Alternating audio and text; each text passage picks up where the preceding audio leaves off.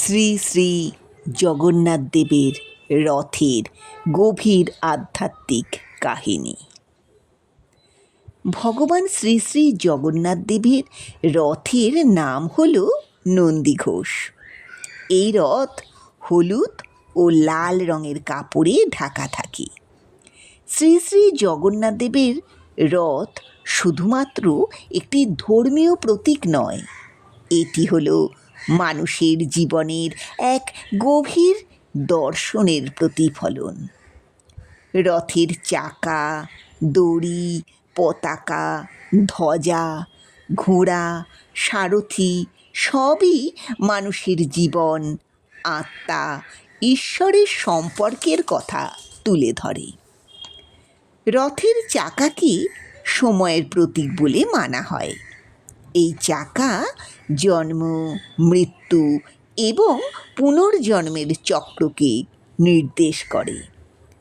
অনেকে আবার চক্রকে ধর্মচক্রের প্রতীক বলে মনে করে।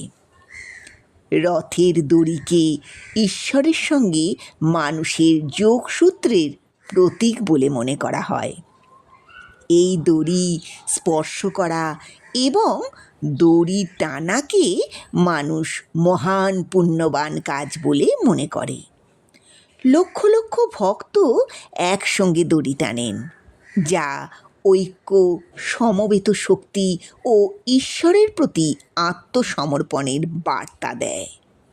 নিষ্ঠার সঙ্গে দড়ি টানলে পুণ্য লাভ হয়।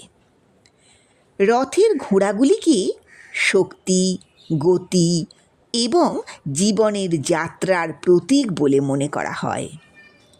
উপনিষদে মানুষের ইন্দ্রিয়কে ঘোড়ার সঙ্গে তুলনা করা হয়েছে।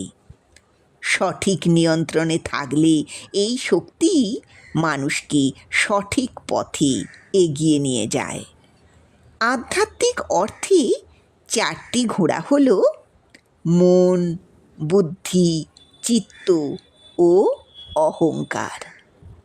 রথের সারথি হলেন বুদ্ধি বা বিবেকের প্রতীক।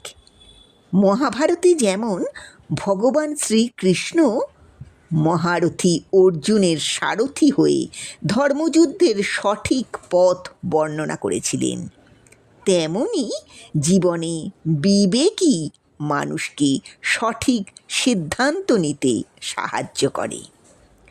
রথের ওপরে ওড়া পতাকা হল বিজয়, আশা, শুভ শক্তি ও ঈশ্বরের উপস্থিতির প্রতীক। এটি জানিয়ে দেয় ঈশ্বর আমাদের মাথার ওপরে আছেন। এটি জানিয়ে দেয় ধর্ম ও সত্যের জয় একদিন হবেই। রথের রঙিন ছাউনি হল আকাশ ও বিশ্বব্রহ্মাণ্ডের প্রতীক। এর মাধ্যমে বোঝানো হয় ঈশ্বরের আশ্রয় সব জীবের ওপর সমানভাবে বিস্তৃত।